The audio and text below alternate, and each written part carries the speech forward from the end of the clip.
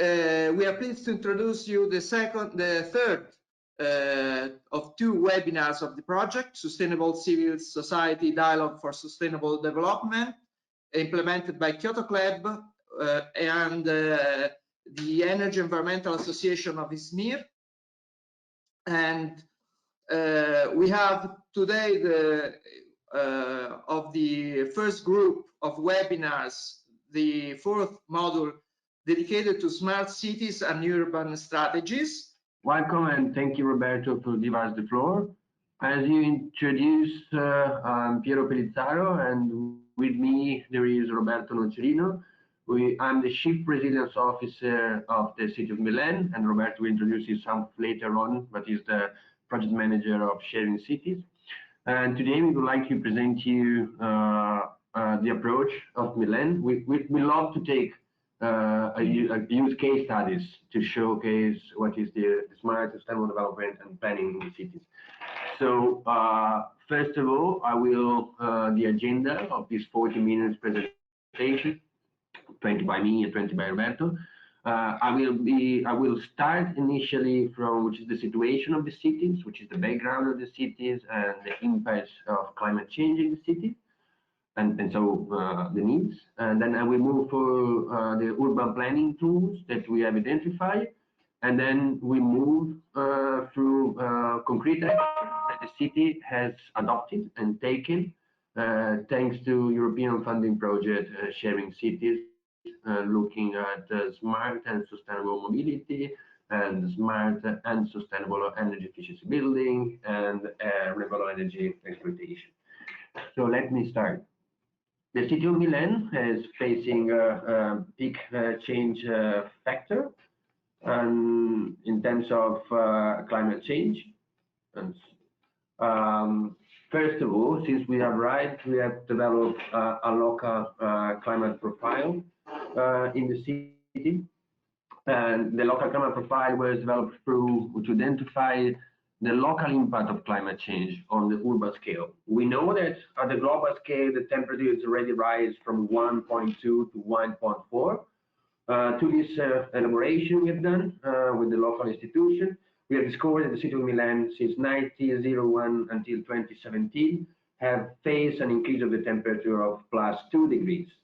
And if now it's already +2 degrees, since now until 2050, we are expecting more 2 degrees of increase of the temperature. So that is meaning that since 1901 until 2050, the city of Milan will face an increase of 4% of the temperature, 4 degrees of the temperature. More, yeah. On the other hand, the city has also seen a dramatic increase of tropical nights. Tropical night is meaning when you sleep with more 21 degrees, and due to the WHO, the World Health Organization, when you sleep with more than 21 degrees, you have to be effective, especially in terms of stress, in terms of cholesterol, in terms of good sleepiness, and so is in terms of health. So since the 1901 until now, we have seen plus 35 tropical nights, so we reach 50 tropical nights every year. That it could be fine if you live by the sea, it would be fine if you get used of that. So I would pick more the Middle East country or the southern country. But when you live in a city as Milan, could be a massive effect on health of the population. So have you seen the temperature anomaly? Have seen the confirmation that this climate change is made by human action. Is also because we have seen how the temperature increased the anomaly, especially over the last 20 years. So that is significant increasing. Just to remember that 2019 was the hottest years on track in Europe, not on the global scale, but in Europe. And in 2019, we have reached the highest temperature ever in the cities with plus 43. Also, the temperatures perceived by the population is almost 49, 50. It would be fine or good for someone coming from the Middle East, but it's not for me. On the other hand, the city is something different. Why we are mentioning plus 12,000 over 80, 50 in 2030? Because at the same time, the city of Milan has, at the moment, a population of 1.4 million inhabitants. But the city is increasing on plus 50,000 population inhabitants every year. So we are expecting to have more than 500,000 population more, so reaching almost 1.9 million in 2030. Within this population increasing, we also see an increased number of elderly people. So it's meaning that there is a higher part of the population will be exposed, because we know that the vulnerable population are especially elderly people and youngsters. Especially the elderly, it's even not over 65, it's reaching over 85, and it seems that will become a huge impact for the health of our community. So what we have done in the new master plan of the city that will be adopted and published hopefully next week, we have identified different pillars. One of the pillars is how we can create a green, sustainable, and resilient cities. How we will work on this. So the city of Milan, it's basically 74% of the soil is covered by concrete, by roads, by housing. So the new goals of the city before 2020 is to bring nature back to the cities. So from 74, we're going back to 70%. So we're going to reduce the soil consumption of the 4%. How? Develop a new green space. So that's the main goals that we are reaching. This minus 4%, it will be reached in a time when the population is growing. So it puts us in a big challenge in terms of building retrofit, in urban regeneration process, and in getting space out for green. There is one big opportunity for us, is to take out cars from cities. Because if you want more green, if you want more trees, you need less cars. Why? Because cars are not only a reason of emission, it's also a reason of heating up of the city.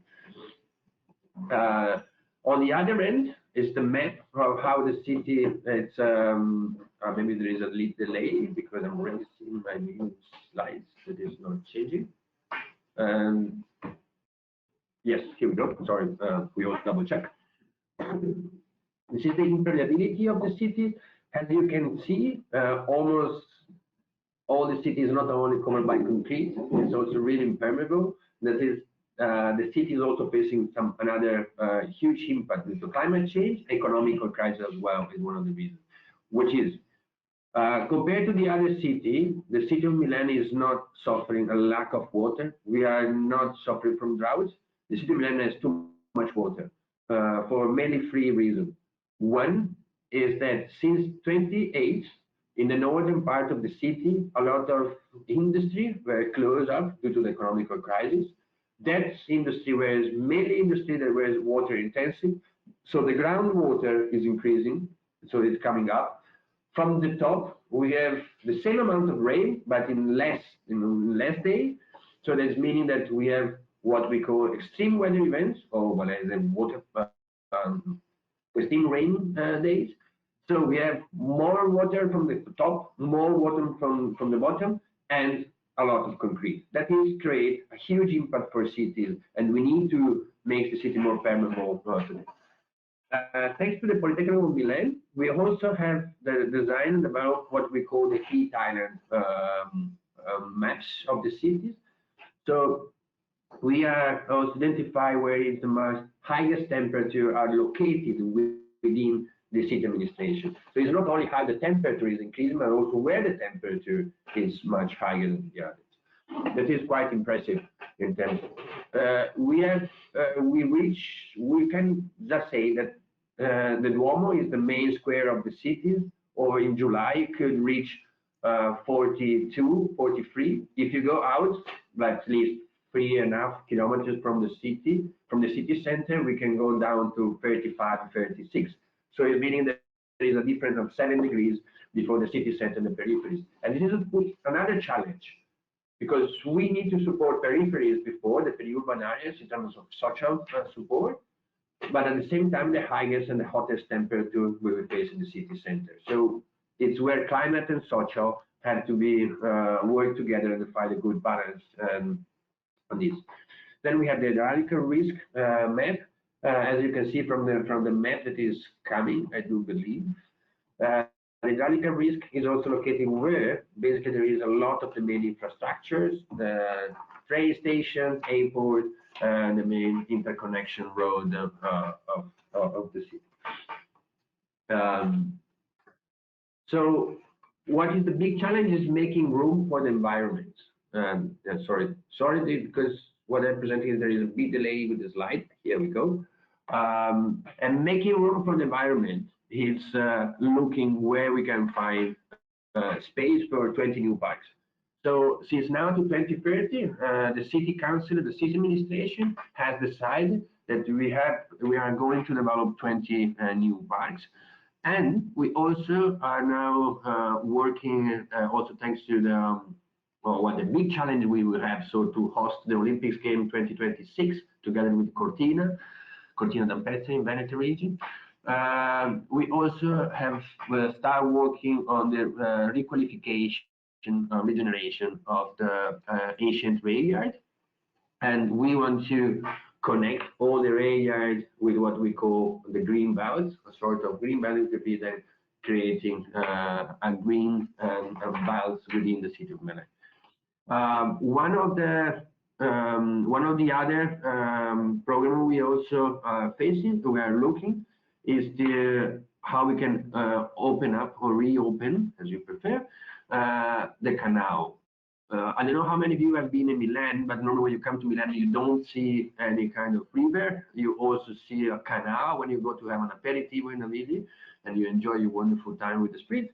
But within the city of Milan, we have three main canals, and one of them is, you can see from the maps, come from the north to Martesana, go down to the Navigli. It's 7.5 kilometers of a possible reopening of the canal. One of the construction sites we hoping to open at the end of this year, which is the impact to bring back to air to this river. It's one, it's reducing the kilometers of available road in the city, so it's 7.5 less kilometers. It's meaning that we can improve as low mobility, so we can improve the connection and the walking through the cities and also bike line. At the same time, we can start using boats as one of the public transport within the city. So we're learning from our colleagues in Venice, for example. And on the other end, bring back water to the sun, so the open air is also helping us to cooling down the cities because water absorbing heating, that is one of the main challenges for this. So as I said, 20 more parks. Some of them is already start planning. Just to remember that one of the other goals that the city has posed itself is an ambitious goal. We have now an urban forest program. It's named Forestami with the metropolitan areas, and we have the goal to plant 3 million trees before 2030 in the metropolitan area of the city. What does it mean, 3 million trees? Just to say by budget, it's almost €1 billion investments for 3 million trees. Just to give you also the economical investment that the city is taking on this. On the other side, on the other hand, sorry, we also have looked the city from the top because we always see the city from the bottom line. The city has potentially 12 million square meters of green roof or other use of roof. These 12 million of green roofs, we are part of an international program named Clever, together with the city of Hamburg and the city of London. Clever program has the goals to promote the adoption of green roof over all the possible building in the city. This will help us to improve the energy efficiency, the energy performance of the building. But at the same time, it gives us an opportunity to reduce the temperature and also is to bring back abundant space to the social community. Since in the 50s and the 60s in Italy, was used to use the roof, had the place to have dinner, to stay together, to dry your clothes. And we also want to use that space as an opportunity to create a new social hub within the city. And it's also how we link environmental transition to social justice, for example. In terms of resilience, what are the standards we have adopted. So within the new master plan, we identify a set of rules, especially the Article 10. In the Article 10, we have seen that in Lombardy region, where Milan is located, the law is already obliged all the new construction to be NZD, so nearly zero building standard code, building standard, sorry, for energy performance. Due to the fact that it is already mandatory, we have pushed the law to be higher than nearly zero building. So we are looking at the solar reflecting materials. We are looking at the circular materials within the building. But also we are now allowed to integrate green areas, so to the pavement, to improve impermeability, not only on the horizontal, so on the land, but we also be integrated within the building. So it means that you can also develop green roof or green facade. We learn or we take inspiration from the Bosco Verticale. It's one of the main buildings we have present in the cities. Bosco Verticale for one, it could be something for each. For the others, it's was the first building built like that. And when you are in a starter of a revolution, you always made some a mistake, because you learn, and we learn all together how to improve. And so we thanks Stefano Boeri Architetti for studios for this, because it helped us to also codify then what is the green facade and the green roof. I think I'm running out of my time. I still have a couple of minutes. So this is how we will figure. This is coming.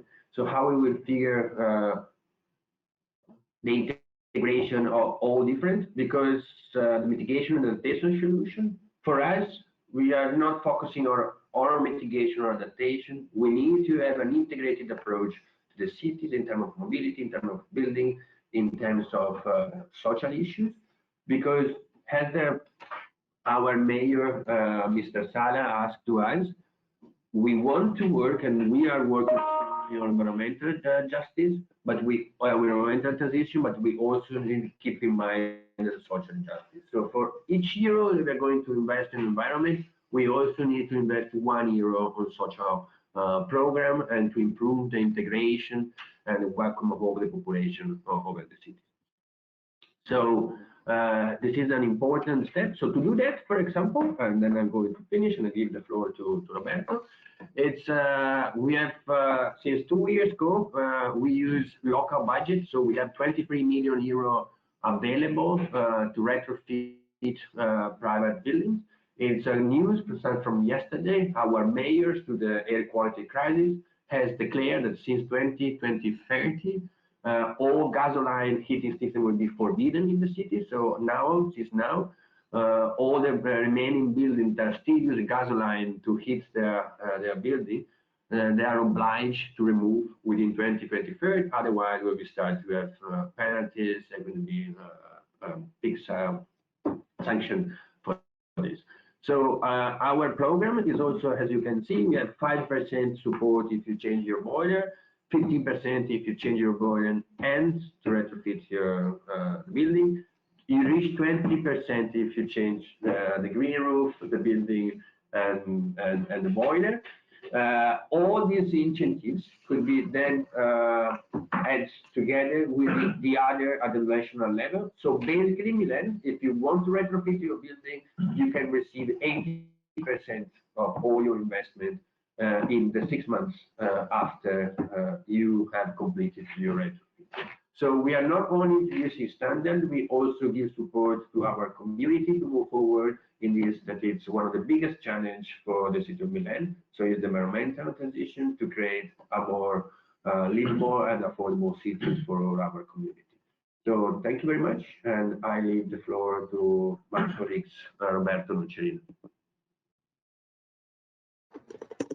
Okay, Piero, thanks a lot. I'm Eugenio from Kyoto Club. Okay, I think we can leave the word to Roberto Nocerino now. I will give him the screen. Good morning to everybody. My name is Roberto Nocerino. I am the Sharing Cities Project Manager for the city of Milan. I'm going to explain something about the project. This is on Horizon 2020, one of the biggest and most important projects running in this moment in Milan, giving some highlights in terms of what is happening in Milan in the field of smart city. Okay, now, no, let me switch it off. So let's start. If the presentation work. Okay. Sharing Cities project is within the cross-cutting unit of the Municipality of Milan, the Smart City unit, that has the mission of create a vision and identify the priority for Milano Smart City.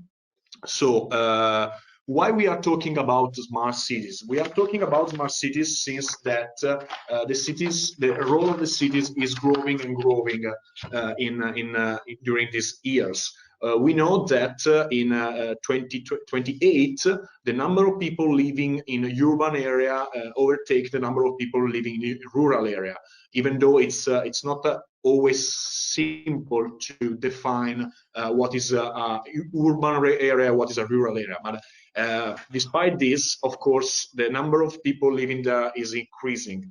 And already in 2014, the CO2 emission related to people living in urban area was the 70%. So, of course, the role of the city in changing the balance of our planet is increasing and growing.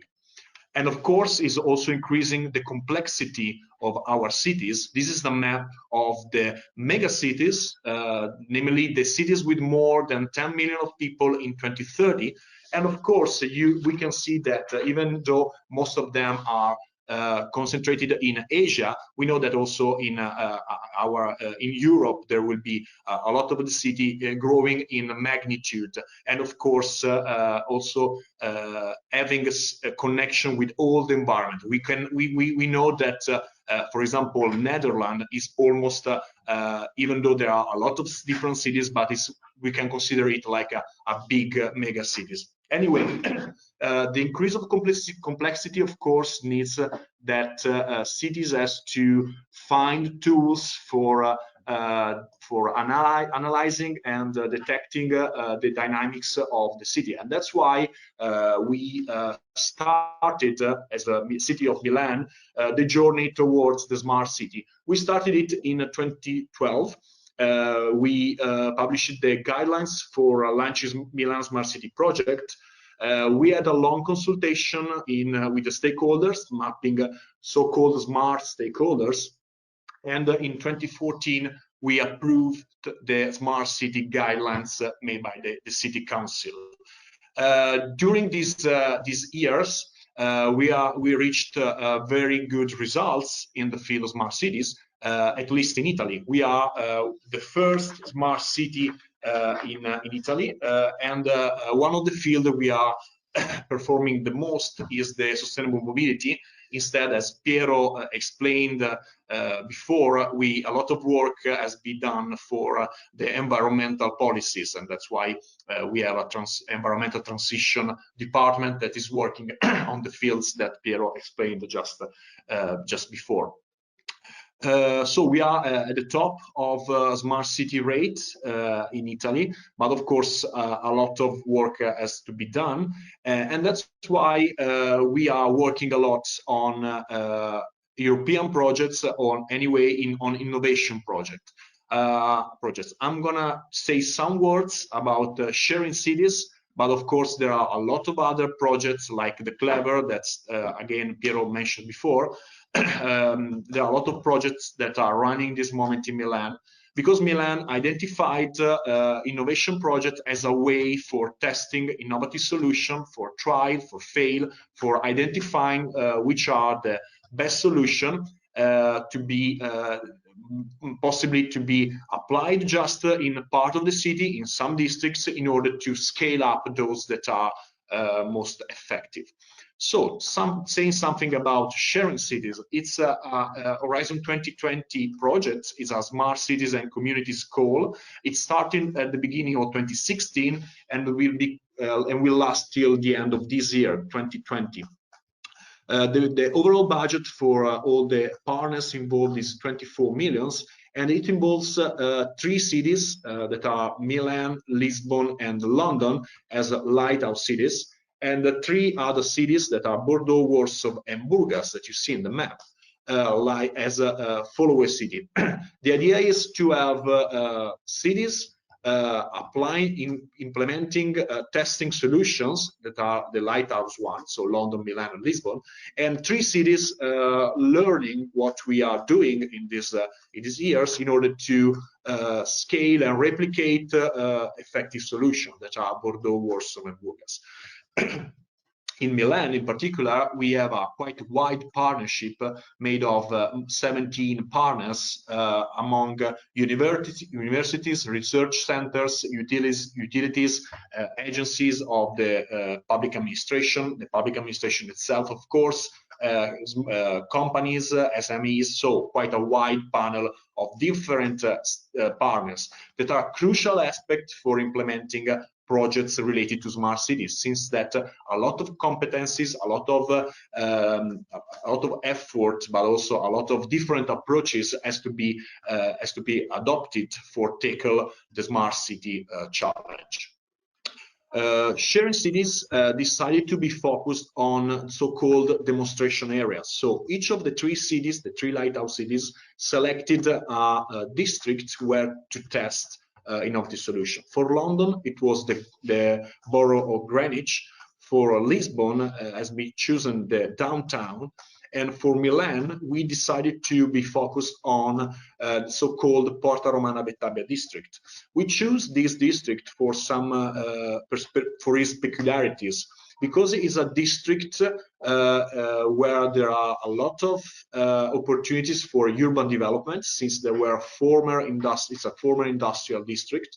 There are some problems, issues in terms of people living there that needs to have new services for being better connected to the city center, even though the city center is just 3 kilometers far out from this area.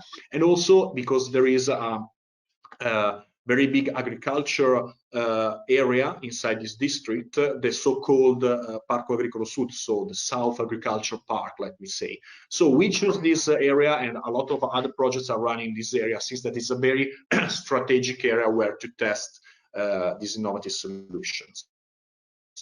The approach adopted by Sharing Cities is based on 3 pillars that are place, people, and platform. From the very beginning of the project, we identified that smart city cannot be just infrastructure and digital solution.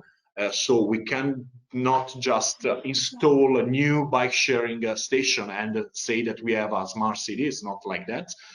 We had in mind that, and it's also not just a question of data, so it's not just a digital city that we want to pursue, but so we had to have in mind that people has to be in the center of our action. So we decided to have these 3 pillars: place, people, and platform, where people, the role of people was to co-design some of the measure, I will explain later on, and to be engaged for in the fields of in the journey of behavioral change. That is one of the most challenging action that a city should try to tackle.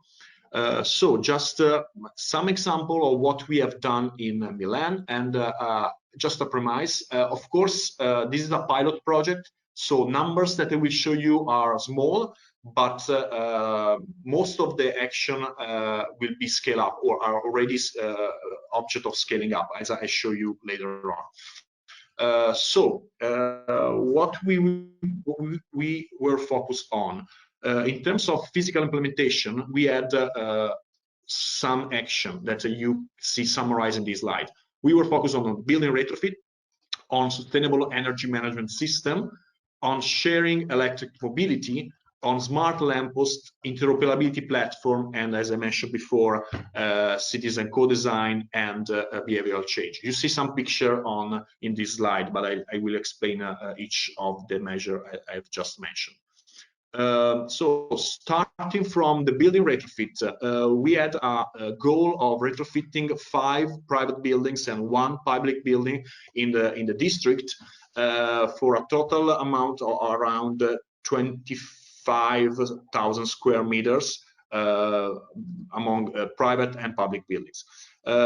It was definitely a challenging goal. So what we decided to do for the public building was to identify social housing owned by the municipality, where to apply innovative solution for building retrofit in order to scale them for other buildings owned by the municipality in the rest of the city.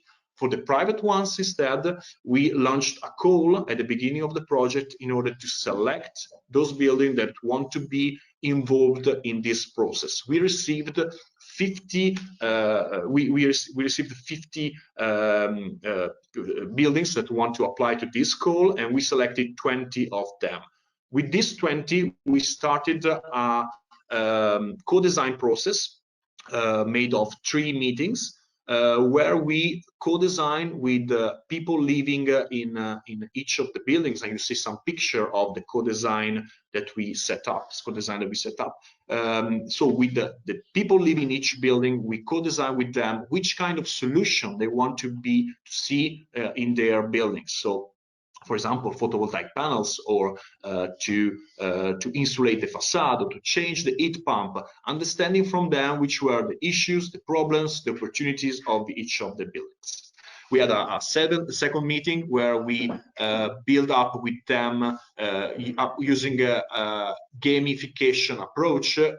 We designed with them 2 options for each of the buildings. So one very challenging, and the other one a little bit more realistic in terms of building retrofit, and a third meeting with them where we presented the results and the performances of each of the building for both energy performances, but also economic and comfort performances. So at the end of this project, we asked to each of the 20 buildings to vote in the General Assembly of each building to approve or not the works on this building, and we arrived to have 5 buildings. That was our goals, that approved the building retrofit. Here you see some picture of before and after. All of the 5 private buildings have been already retrofitted, so we are collecting data in terms of performances. So what you are seeing is what is happening right now. So for example, for this building, we have 55% of energy saving, and we gained 3 energy class, so for energy class F to energy class C, with a lot of improvement in terms of energy performances. And this is another example. You see an ugly building on the left, and a completely renewed and retrofitted building on the right, with an energy saving of 52%. For each of the building, as I mentioned before, we had to insulate the facade. Surely, we had to put solar panels in order to produce energy, at least for the consumption of the common parts. And sometimes we also work on the heat system, so depending on the building.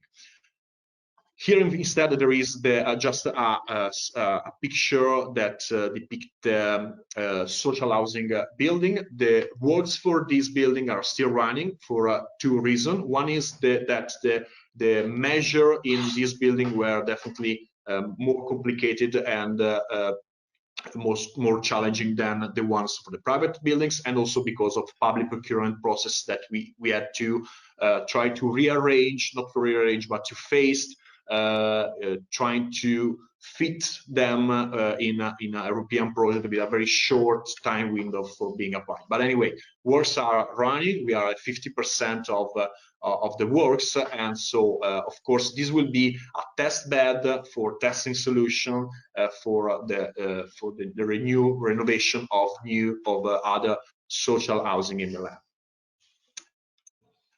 Changing a measure in terms of sharing and electric mobility, we worked in the district with a comprehensive approach, trying to work in synergy with the strategies of the municipality of Milan included into the Sustainable Urban Mobility Plan. So we worked a lot on shared and electric mobility, installing 14 new bike sharing stations in a peripheral area. That was definitely something that it's not common in Milan, but also in other cities. So we put 14 new bike sharing stations, and we put on the road 150 new e-bikes with electric bike with child seat. So letting also people that have to bring kids on the bike to use the bike sharing. In this way, we have increased the fleet of the bike sharing system that is running in Milan in the last 10 years. That is the bike. The second action related to mobility is the test of smart parking technologies. So we installed 175 sensors for smart parking, using them for load and unload parking slots, for disabled people parking lots, and also for the charging points, for area dedicated to electric mobility, as I explained later on. But I just wanted to give you some info of the picture that you see on the right. There is we installed also like 10 sensors for monitoring a bus stop in order to detect illegal parking on this bus stop, in order to see how many times and for how long cars are parked illegally, not allowing bus to let people to come inside the bus in the proper way. So we are using also technology in a kind of disruptive way, not for saying to users where a parking is free, but for saying to the police where is illegal parking that create a disruption of the public service. We also create a logistics service. As I say before, numbers are small, so just nine events and 2 e-cargo bikes. So you see the picture on the right, dedicated to a mass retail market that allowed to have home delivery of this mass retail market, completely zero emission in the district area.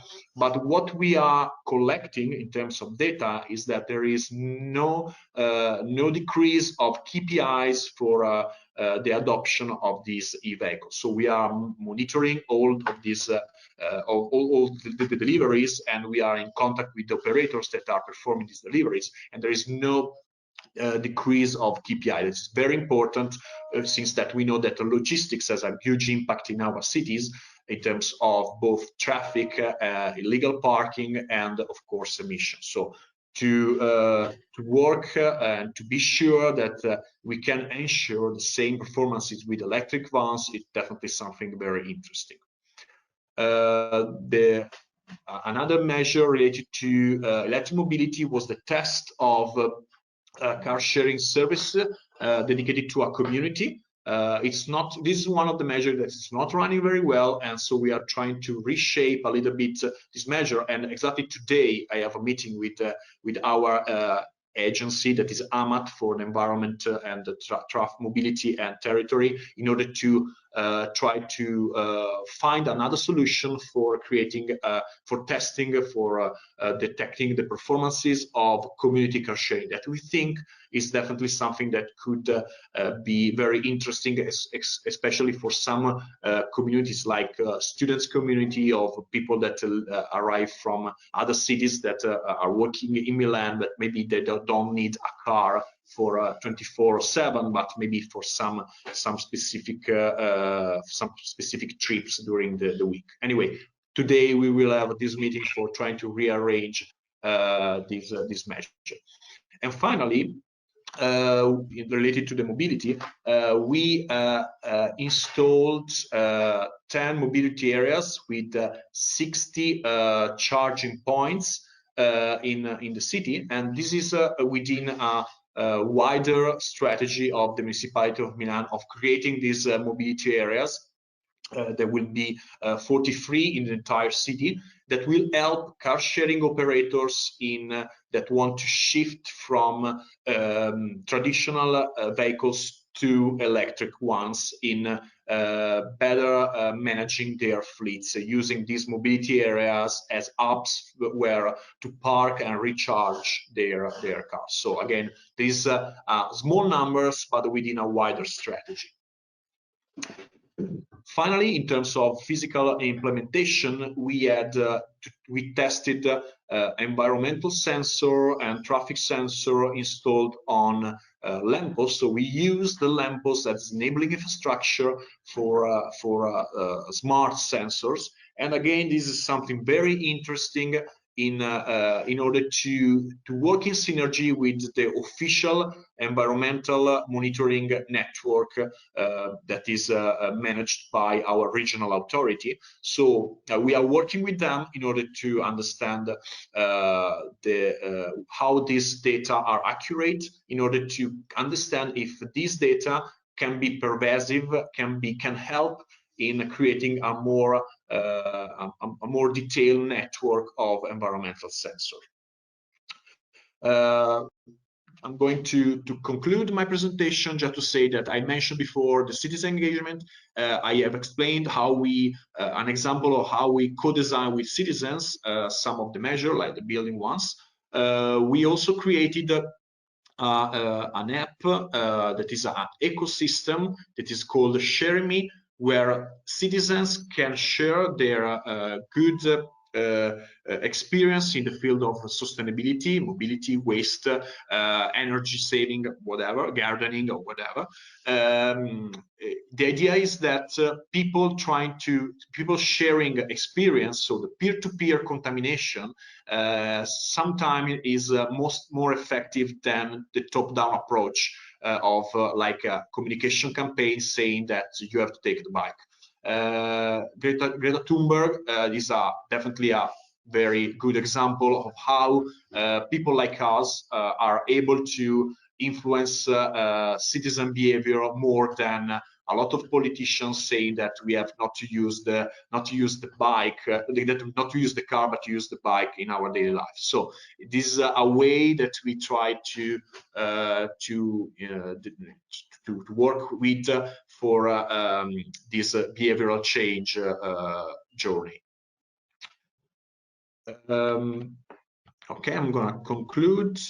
Oh, sorry, just one other thing. Of course, all the measures that I show you are creating data. So what we set up from the beginning is the so-called urban sharing platform that is now the interoperability platform of the municipality of Milan, that is able to collect, gather data in real time, mostly on an API approach, in order to detect this data, collect this data, and create added value information for helping the municipality in understanding the dynamics of the city. Just to make an example, with a collaboration of another European project that is Synchronicity in Milan, we use the bike sharing data in terms of GPS data for creating the trips and the journeys, and to understand where the users are using bikes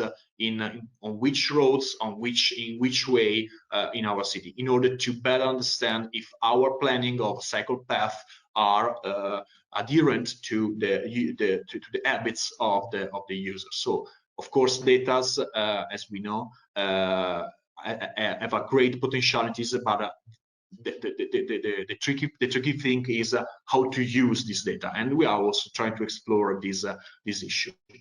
So finally, the last two slides, just to say, as I already mentioned, that what we are doing in sharing cities, that is the column on the left, are small numbers, but are in a more in a wider framework of intervention, that is the column on the right. Of course, not we are not the smart city units, but within other departments like the mobility, environment, energy departments. Just to say, and now I just say a few words about the call for building retrofit that also Piero mentioned before. As I explained, we retrofitted 5 private buildings, of course, small numbers, but this call that has been launched by the municipality of Milan with 20 million euro of call will potentially allow to retrofit more than 300 buildings. So these are the numbers of the call so far. So there is, you see, 22 million euro of budget, and in this moment, just 3 million euro has been used by citizens, by buildings, so 14%, and we have already save of CO2 of around 3 million of kilos per year, and we are the equivalent of 252,000 trees. Of course, with the full development of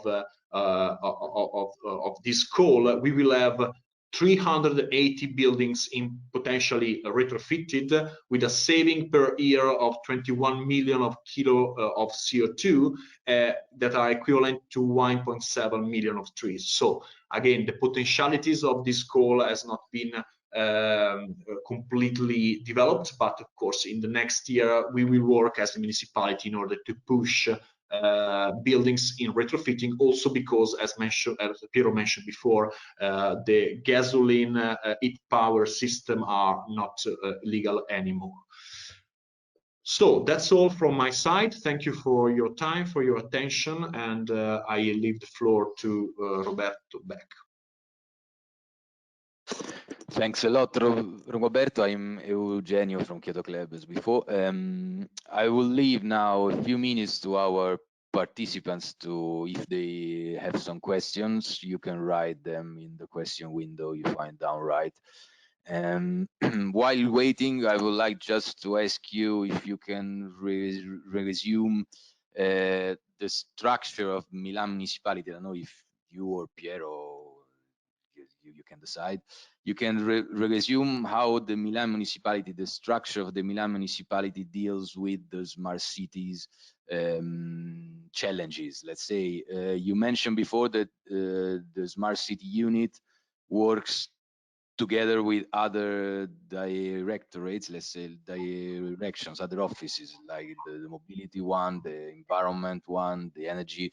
I wanted to know just a resume of how you coordinate with the other offices about that.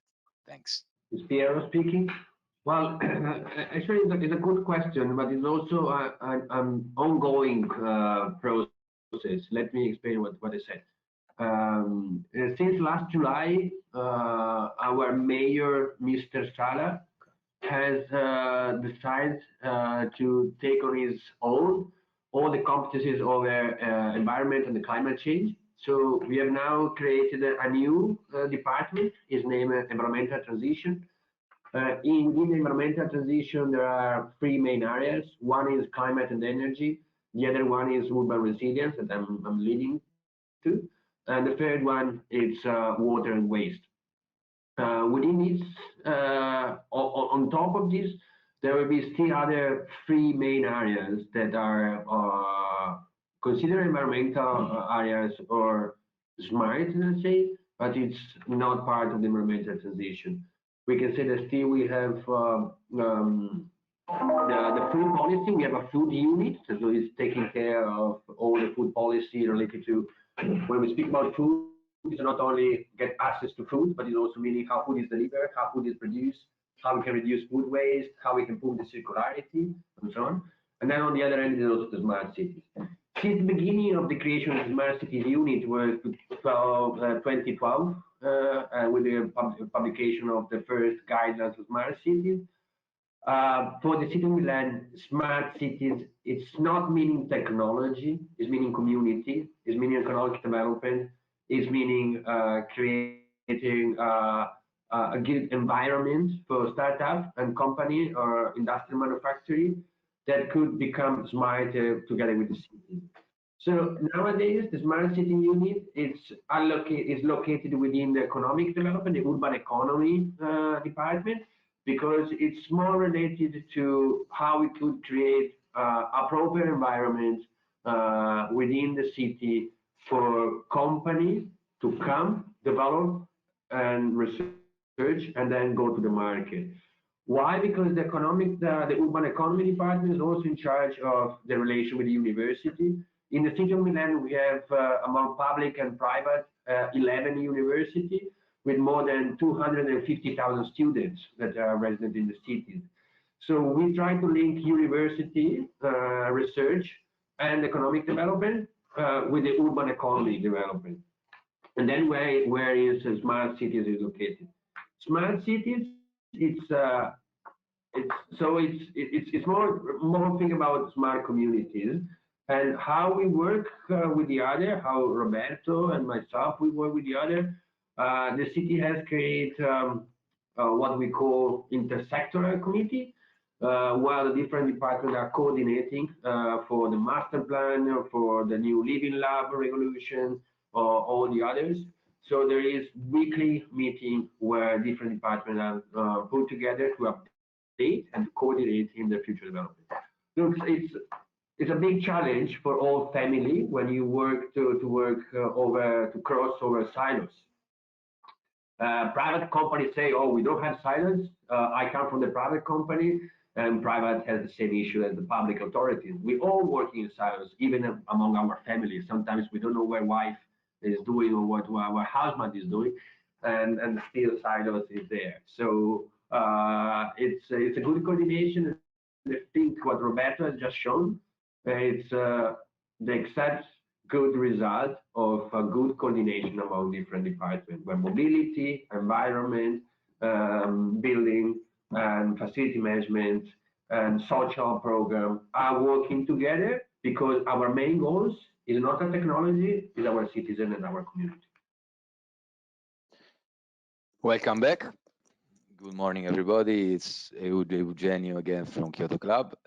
Welcome to our two speakers for this second part, Antonio Lumicisi from the Rome Municipality and Chiara Tavella from Space Consulting.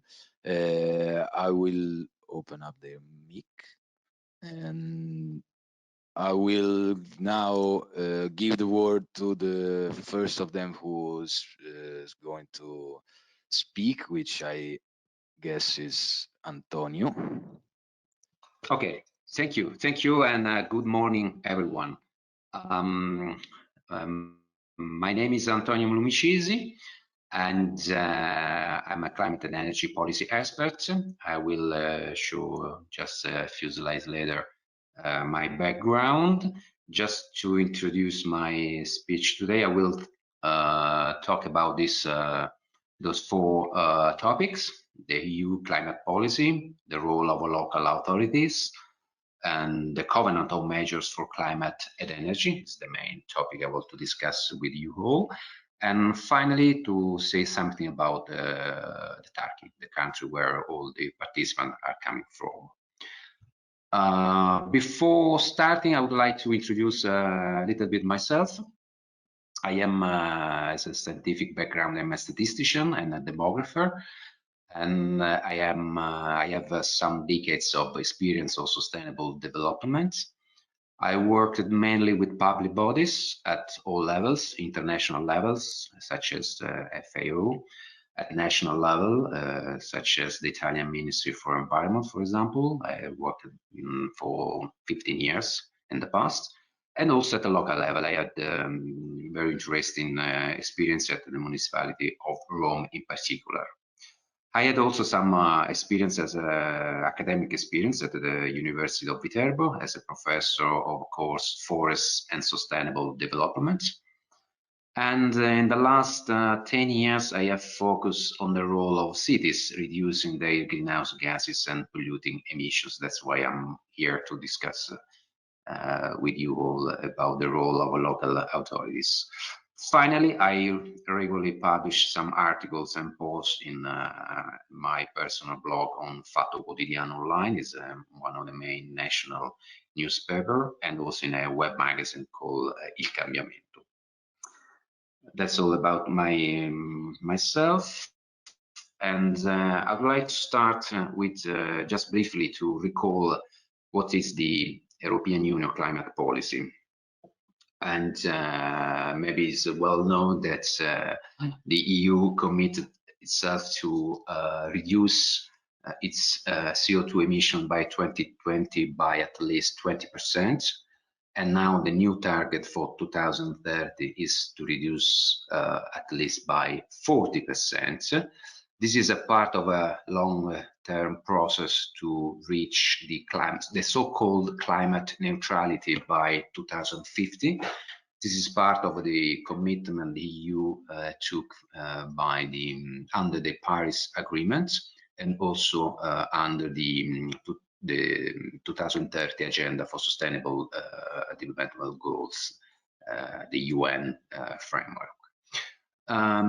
As you maybe know, the new president of the European Commission, Mrs. von der Leyen, launched the European Green Deal that,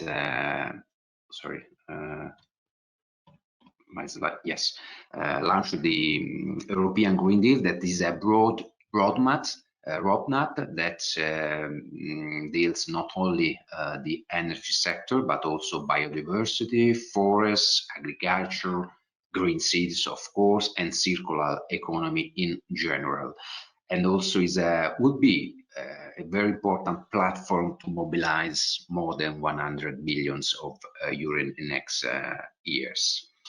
And one of the first action of the new commissioner or the new president of the European Commission would be also to try to accelerate the process, because to be climate neutral by 2050 means that maybe the target fixed for 2030, the reduction of at least 40%, is not enough. So she will present a new package to update this target to at least 55%. This is very important because it will be a very important step forward the important target of climate neutrality by the mid of the century. Why the cities are so important, or the networks of cities are so important? We have to recall that cities are those places where more than 50% of the world's population lives today, and also where 80% of GDP is produced, and also where more than 75% of climate change gas emissions due to final energy consumption are emitted. That's why we say that in general the battle to save our planet is won or lost in cities. In the right of your screen you can see some summary of what happens since 2008, when the Covenant of Measures, the main initiative at the European level, has been launched up to now. In 2008, it was the first launch of the Covenant of Measures. In 2014, a new initiative called Measures Adapt, more concentrated, more focused on adaptation, instead of the Covenant more focused on mitigation actions. But in 2015, the new Covenant on Measures for Climate and Energy has been launched, and in this new version of the Covenant measure, mitigation and adaptation are merged, dealt together. In 2017, a new improvement has been launched, the Global Covenant on Measures for Climate and Energy. That means the European experience of the Covenant merged with the Compact of Mayors experience coming from US. So the two big players from US and from Europe merged together in the so-called Global Covenant of Mayors for Climate and Energy. So this is a very important step forward to clearly show the way where to go. Now we focus on yes. Now we focus on the EU initiative, the Covenant of Measures for Climate and Energy. It brings together local and regional authorities voluntarily committed to implementing EU climate and energy objectives on their own territory. It is a unique bottom-up movement shaped by cities for cities. A shared vision of decarbonized and resilient cities where citizens have access to secure, sustainable and affordable energy. It is a growing and inclusive community, now counting almost 10,000 signatories, representing over 300 million citizens. Signatories endorse a shared vision for 2050, which is first, accelerating the decarbonization of their territories. Second, strengthening their capacity to adapt to unavoidable climate change impacts. And third, allowing the citizen to access secure, sustainable, and affordable energy. In particular, the signatory cities pledge action to support implementation of the EU 40% greenhouse gas reduction targets by 2030, and the adoption of a joint approach to tackling mitigation and adaptation to climate change. In order to translate their political commitment into practical measures and projects, Covenant signatories commit to submitting within 2 years following the date of the local council decision a Sustainable Energy and Climate Action Plan, SICAP, outlining the key actions they plan to undertake. The plan will feature a baseline emission inventory to track emission mitigation actions and a climate risks and vulnerability assessment. The adaptation strategy can either be part of the SICAP or developed and mainstreamed in a separate planning document. This bold political commitment marks the beginning of a long-term process with cities committed to reporting every 2 years on the implementation progress of the plans. And as you can see in the screen, at the moment, 64% of signatories submitted their own plan, and 36 of them also a monitoring plan. So this is just to summarize the situation up to now. The Covenant Mayors step by step. And in the first graph, you can see the 3 main steps the cities are going to afford. In the step 1, of course, the formal signature of the Covenant on Measures for Climate and Energy. Step 2 is the submission of the Sustainable Energy and Action Plan. And between step 1 and step 2, the city defines its ambitions in order to select appropriate actions.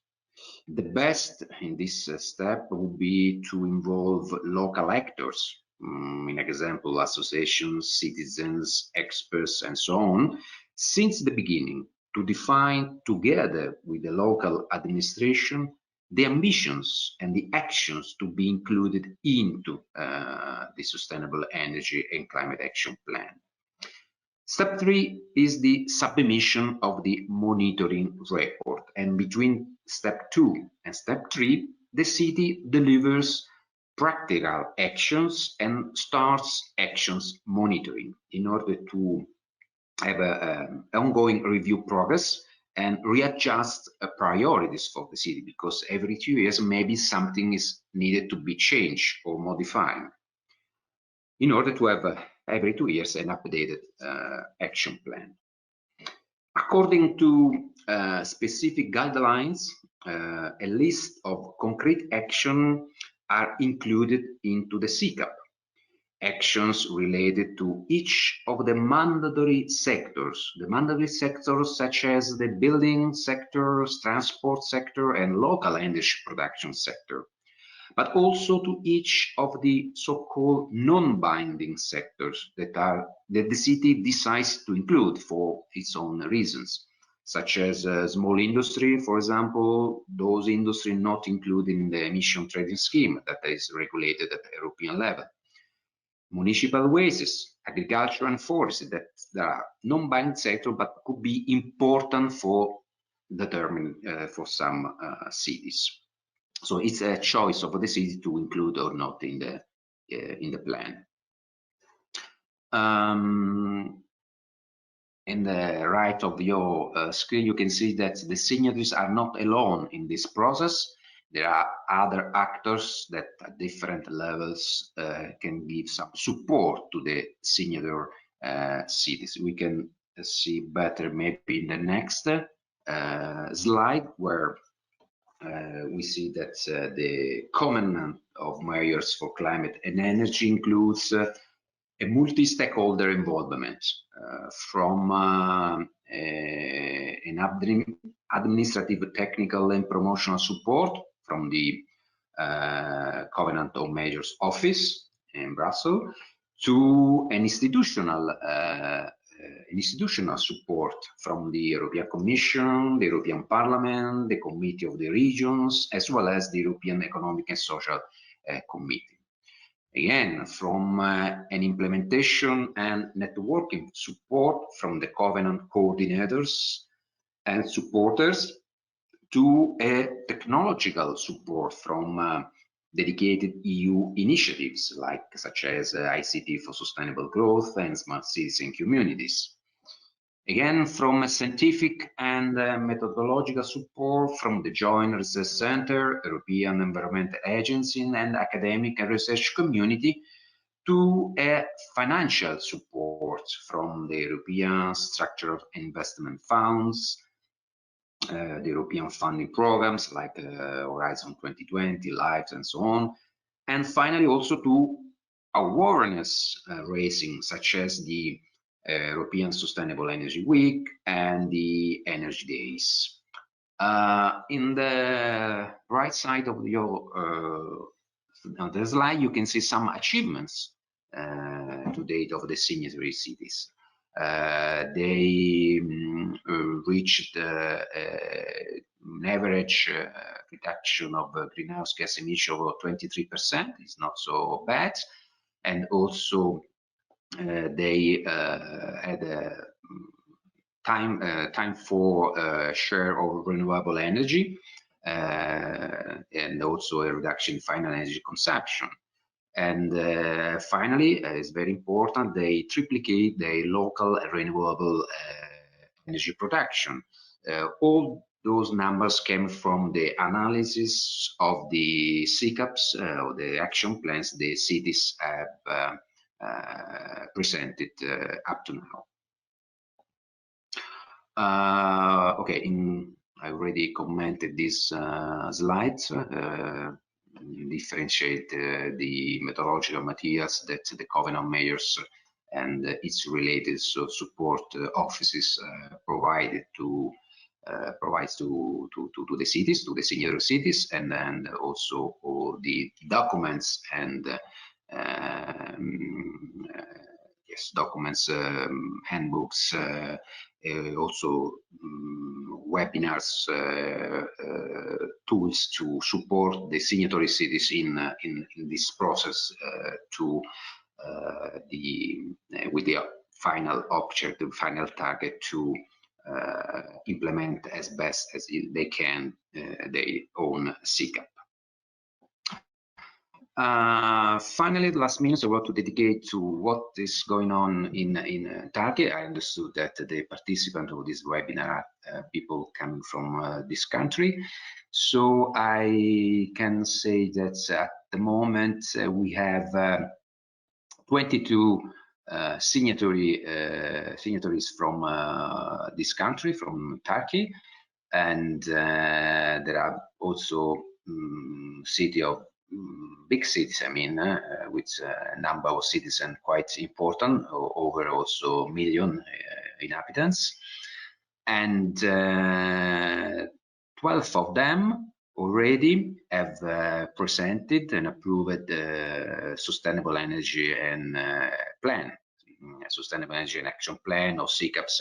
The difference between CAPs and CCAPs is just because CAPs refer to the target of 2020 and CCAPs the target to 2030. So there is an evidence that some cities in Turkey are well involved in this process, and more on that. On top of that, I can say that 3 of those cities you can see in the final slides have already tabled the monitoring plans. That means that those cities are well involved in the process. They keep going the monitoring analysis of the single action they included into the sustainable energy and climate and action plan. And the target, of course, you can see in the slide, is around 20%, because of course those actions are related to the target they fixed for 2020. That means at least 20% by 2020. But we can see that the first 2 cities, for example, already adopted the 2030 target. So in the next monitoring plans, for sure, they will update also the emission reduction target. So that's just to conclude. I think Turkey is a very interesting platform to see and to monitor what the Covenant of Mayors is doing at the European level. I think that that's all from my side. I think also my 20-minute time is over. So I will thank you for your attention. I'm here to listen also a potential question later on. Thanks a lot, Antonio. I don't see, okay, well, maybe there is a question. No, just thanking you. So I would say let's leave the stage to Chiara now, and I will give her the screen and open up her microphone. Okay, so good morning, everybody. I'm Chiara Tavella. I'm an engineer from SCSD Consulting, and this morning I would like to talk to you about the link of the 2 measures initiatives in Europe. So the Covenant of Mayors, my colleague Antonio Lumicisi talked about, and the smart cities you have listened to, the experience from Milan. So the content here, a short introduction of our company, the sustainable goal at global level, the main pillars in Europe, examples and lessons learned, and I've tried also to collect the materials that are available nowadays. So as I said, I'm an engineer. I'm working in a small company. We are a consultancy company. that are targeting public authorities, promoting experience exchange on the themes of sustainability and innovation. We have been very active at European level since the beginning. We are involved in many projects, and myself, I'm now coordinating an H2020 project called Come Easy, which is about the Covenant of Mayors. And I'm also leading a work package in the Smart City Replicate project. The work package is cross-cutting activities, and it deals with the rollout plans of the 3 lighthouses in the project, which are San Sebastian, Bristol, and Florence. But we have also a Turkish city on board, Nilufer, as follower. So let's start with the development goals. Besides the EU climate and sustainable targets about mitigation and adaptation, I would like to show you that there are the UN strategical goals that are global. They are 17. They have been set in 2015 by United Nations, and the target is 2030. There are 3 goals that are linked to our activities, mainly. The number 7, affordable and clean energy. Number 11, sustainable cities and communities. And number 13, climate action. They are working closely together, and they are linked with our initiatives. Why municipalities should take action on these issues? Because energy and climate transition requires a local, multi-level efficient policy. It must be driven at local level to involve all the stakeholders of the territory. The key role of a local authority is, of course, policies and regulations at local level to support the transformation of the market, but also stimulating a change in behavior of its citizens, also giving good practices and a good example, and mainly networking local stakeholders to exploit synergies and try to multiply the effects.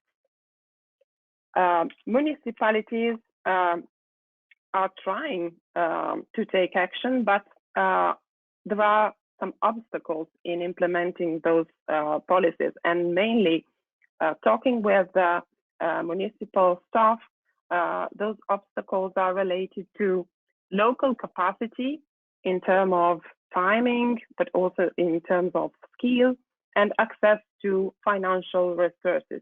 So we thought that local authorities need support to participate in those initiatives, and there are, as I will show you in the next slides, some tools and procedures that could be very helpful. The 2 initiatives targeting municipal users and with similar objectives in Europe are the Covenant of Mayors and the Smart Cities and Communities program. The second one is more or less the evolution of the other, and they are completely, let's say, complementary.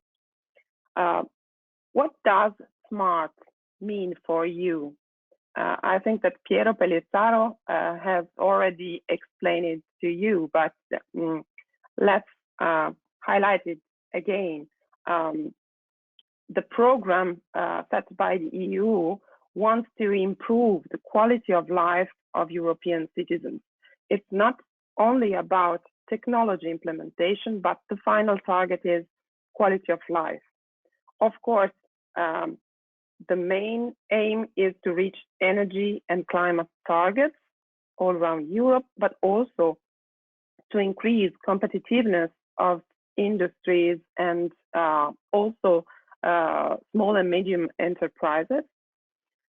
And it's based on sharing knowledge and replicating success stories all around Europe and also abroad. Participating cities in the programs are expected to demonstrate the feasibility of going beyond the energy and climate objectives. So it's a very ambitious program for participating cities. There are two additional linked sub-initiatives. The first one is European Innovation Partnership that has been set to put together all the stakeholders that could support the program. So cities, industries, business, investors, researchers, and there are also 6 groups, working groups called action clusters, actually working on different topics. And there's also the Smart Cities Information System, which is a platform aiming at know-how exchange. On the right, you can see a screenshot from the website of the Smart City Information System, and you can appreciate that there are already 6 examples from Turkey, 6 cities participating in projects.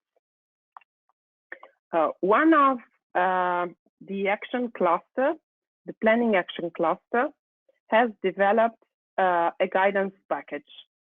I have contributed to the development of the guidance together with many technicians and stakeholders.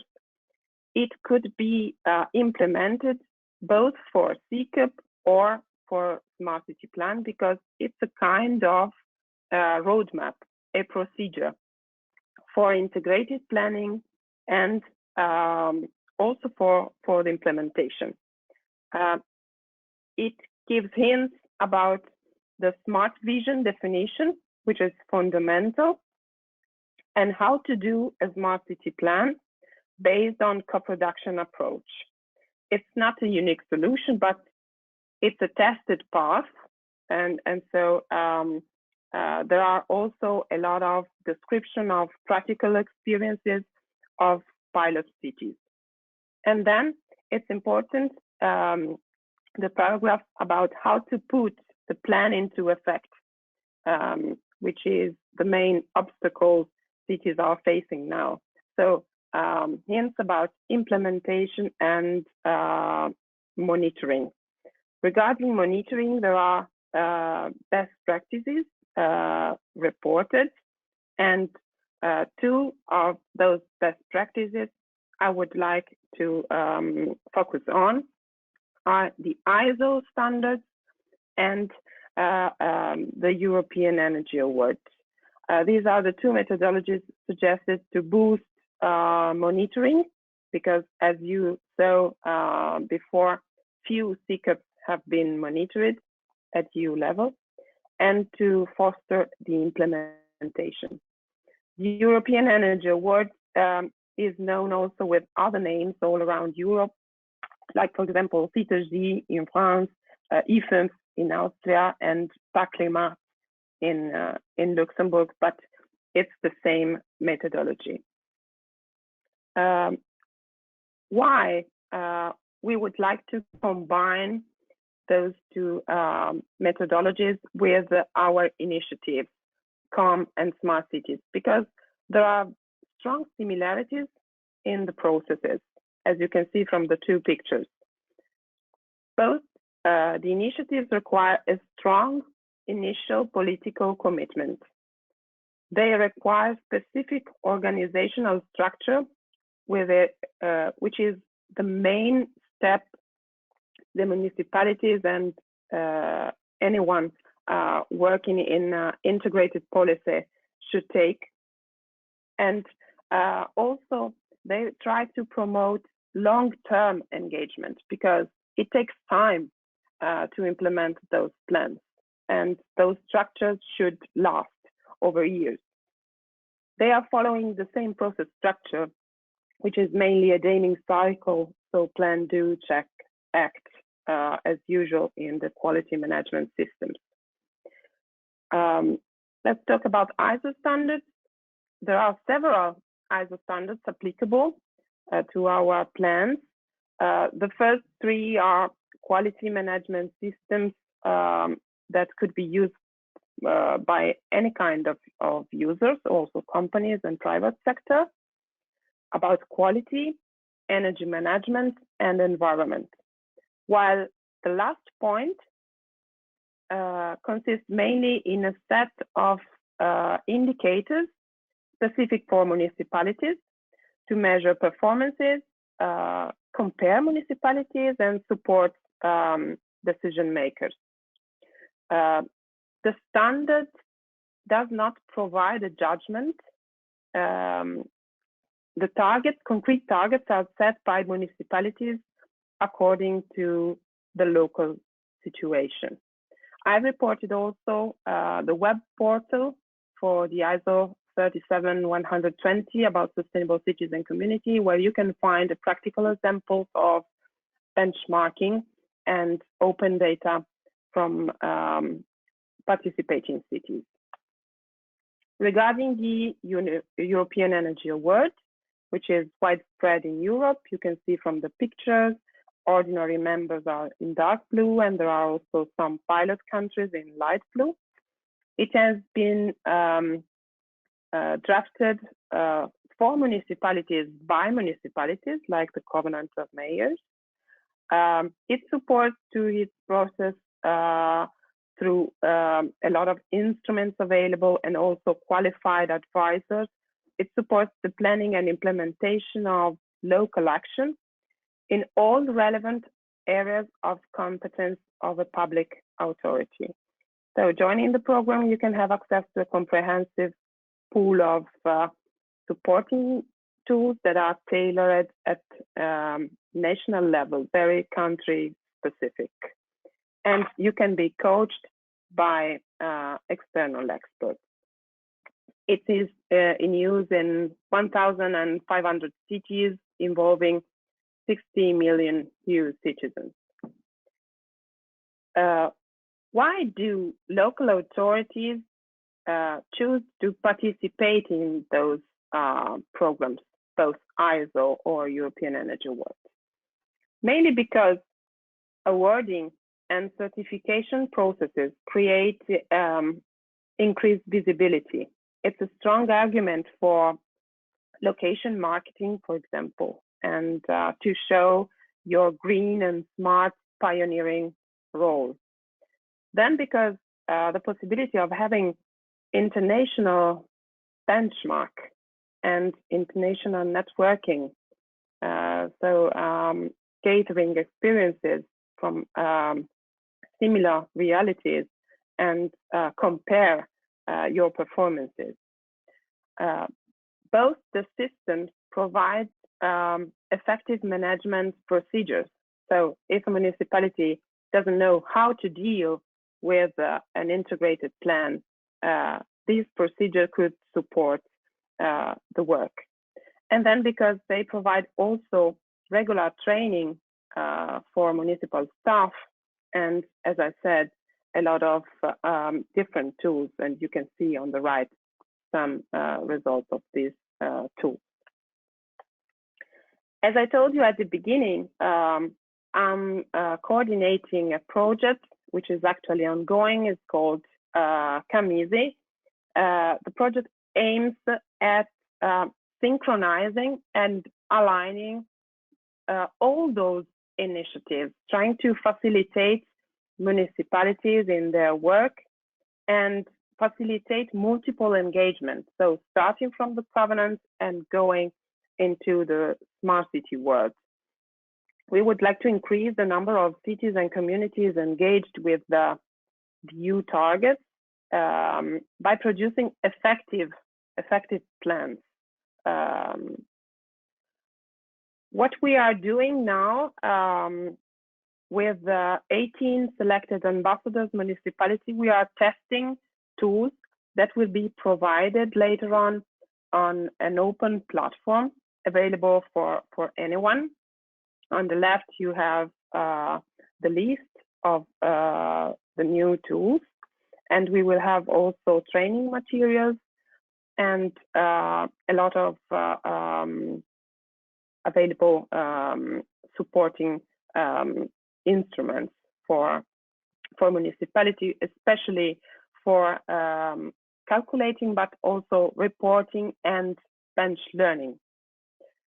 The first tool available is a guideline for stakeholders engagement. I think that all of you is aware that smart city is based on co-production, on networking. So it's very important to engage stakeholders, but it's important to say also that engagement processes must be managed.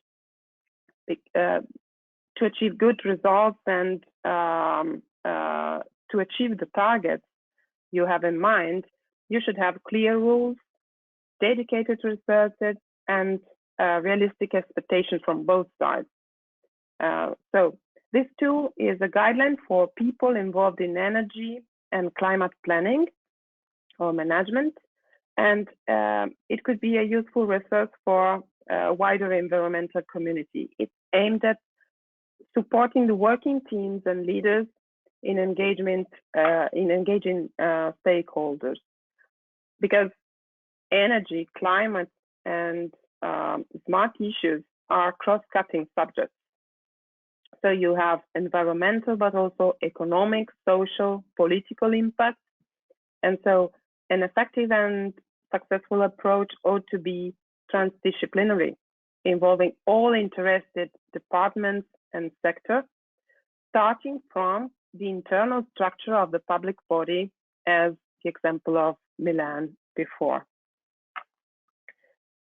So we would like to transfer our knowledge and good practice and lesson learned, together with practical, let's say, tips and tricks that can be used by further municipalities in this fundamental but also very difficult process of engagement.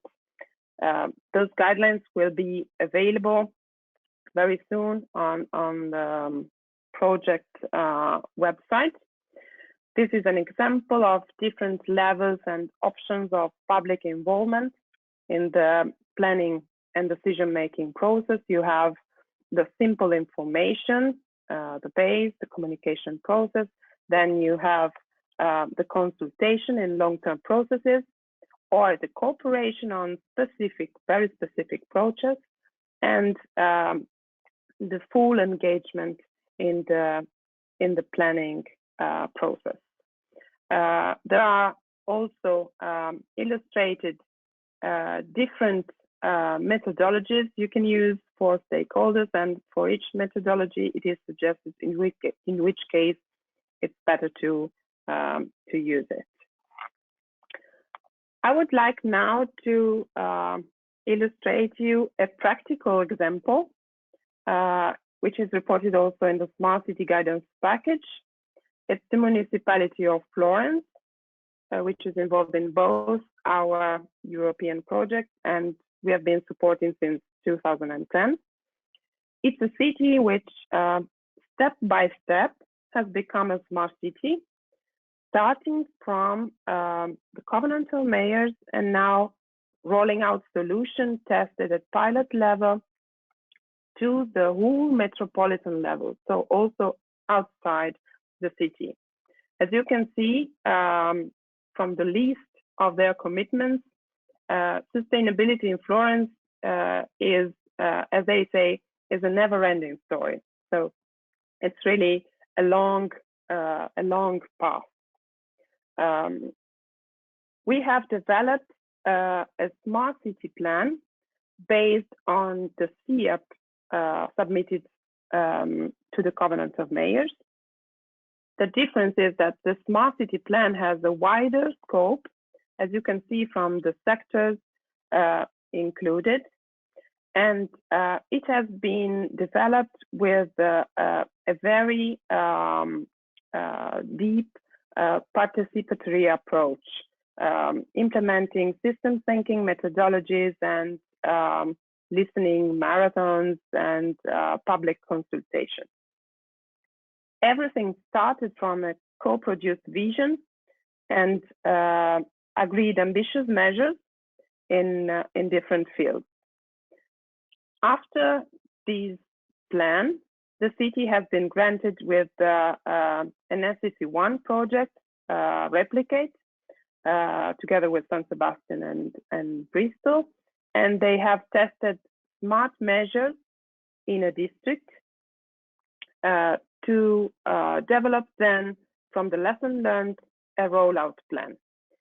Just to give you an idea of the actions in place in the single district of Florence, they are similar to those implemented by Milan. We start from mobility, for example, which was the most impacting sector in a city of Florence, which counts about 10 million tourists each year. And beside the actions in place on public transport, like the new tram lines, electric buses, and so on, in the project, they developed an e-taxi fleet, electric taxi fleet of about 100 e-cars, and they have a dedicated fast recharge infrastructure and an app to book the recharge at the columns. Then we have a public infrastructure for private car. They have now about 200 recharging stations all around the city, and they deployed also services for vulnerable people. Talking about buildings, they decided to work on social housing, also to target the energy poverty issue. There's the retrofitting of 300 flats, and also a very interesting micro-district heating system, which is connected to a big solar plant and a seasonal thermal storage built underground. That is the first example in Italy. There are also some other measures to target the energy efficiency issue. For example, there are an app and smart info devices for citizens to monitor consumption and to try to raise awareness and change their behaviors. And then, of course, being a smart city project, there's also a big implementation about ICT. For example, there's the IoT technology that have been tested on smart waste systems, smart bins. There are also smart benches for citizens set in the parks, giving information and gathering data, and also a smart watering system for green areas and parks in the city to save energy and water. But regarding ICT, the biggest action is the Smart City Control Room that is gathering data from all public services and also, for example, energy providers and other services in the city, because they have signed an agreement which is called Digital Manifesto to provide data to the municipality to manage better and better the territory. This is and also I was forgetting about smart lighting, that is more or less very common in this smart city project, which is linked to energy efficiency, but also adding on the lighting infrastructure, other services like Wi-Fi, sensors, video surveillance, and so on. So plenty of things in a single district. What we have learned from this experience, let's say that after those years of cooperation, it resulted clear that the smart city is rather a liquid concept. It's not rigid. There's not a single definition, and it's not linked to the use of technologies. It's more related to a continuous process or an approach which is embedded into the municipal organization, which has to respond to new challenges for its citizens' well-being and also for its own resilience. So behind innovative technologies that are evolving faster and faster, and for example, in a few years, they can also become cheaper, changing completely their actual business models. The supporting factors we called enablers in the first column on the left resulted the smart vision with clear targets that must be set by policy, the municipal internal organization, because the usual structure should be adapted to new challenges and to manage the integrated vision, the local legal framework that can influence the diffusion of smart services through regulatory tools, and also the externalities. Let's illustrate you what I mean by externalities. How should a city prioritize projects in its plans? It's not behaving like a market, following an integrated and wider concept. A city should take into account a lot of different aspects, from economy to social environment, and they are defining their smart priorities, counting all those things together. So the social and environmental impacts as well, the possible indirect externalities should play a role in the business model of the actions and in the decision-making process. This was one of the main results of the co-creation approach we had. In this last slide, I've collected all the links where you can find projects and materials I have described. And I would like also to invite you in Brussels, where on the 18th or 19th of February will take place the Covenant Investment Forum, and we will illustrate our projects and our goals, and a lot of cities will be attending. So thanks a lot, and I'm waiting for your questions. Thanks a lot to you, Chiara, for your very clear and detailed presentation. And I think it was very useful, the last slide with the links, so the participants can download the materials. We have 5 minutes, so if there are any questions, you can write them in the question window, also for Antonio, who is still there, as I can see. In the meantime, I will just like to ask you something about you mentioned the business models in your last slides, but the sources of funding. I mean, especially about the EU fundings. Can you just mention maybe quickly some of the platform that the EU has for funding the local authorities in their path through sustainability? Thank you. We have found out that there are a lot of different sources for funding smart city projects, starting from EU funding. For example, we had the H2020 program that now will be released for 2030 with new features.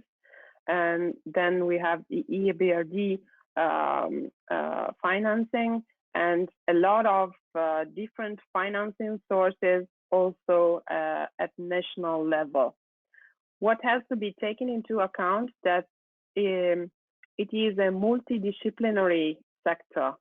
So don't look only at funds of energy efficiency, because, for example, you can find supporting incentives about social, and you can put energy poverty in there, or about education and training and other things. So there are a lot of different opportunities for public funding.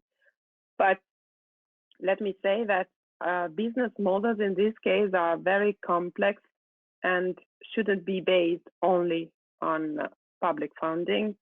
There should be also a private part. And there are also some innovative schemes like green bonds or things like that that could support green activities. Another suggestion I could give you is to pack projects together, trying to have the best result for your city and having an attractive business model for the market. Thanks a lot, Chiara. I don't see more questions, so let's say thank you for now. Thanks to Antonio once again also for staying with us until now. I remember to the participants that all the presentations of today will be available on kyotoclub.org, our website, and in the few days next week probably also the recorded videos of the webinars.